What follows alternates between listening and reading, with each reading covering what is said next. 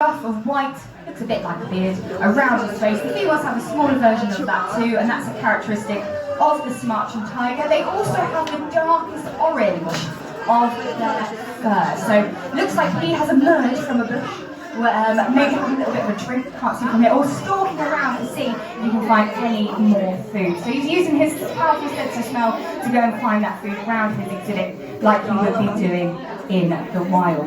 Now, Sumatran tigers, and all tigers, are top predators, as I mentioned at the beginning.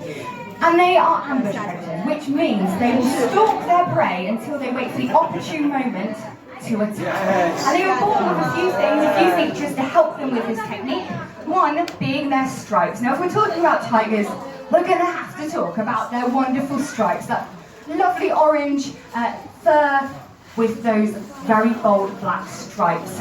And this helps us to stay camouflaged in the long grasses. But it's not to do with the colour, it's actually to do with the shape of those stripes. Oh, just going to interrupt myself, I've moved myself around so I can see where Asim is, and he is in the pond. Asim, I'm so jealous of you.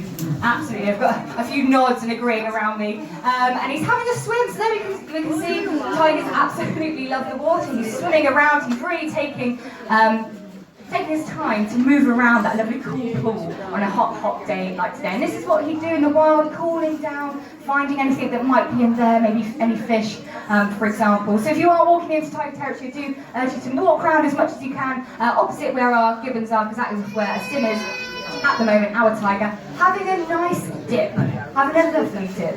Again, I'm going to say it, I'm very jealous. I'm very hot at the moment. So going back to how they find their prey. They're using those stripes to break their silhouette up as they walk around the long grasses.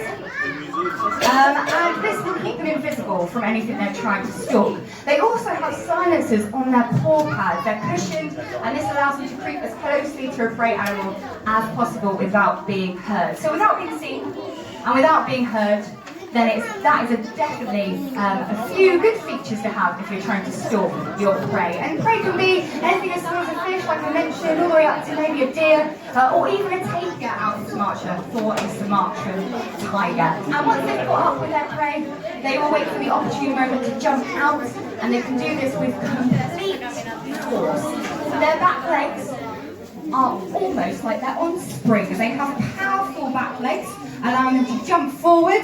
They can jump forward 10 metres across without a runner. Absolutely amazing. And they can jump upwards of 2 metres into the air as well.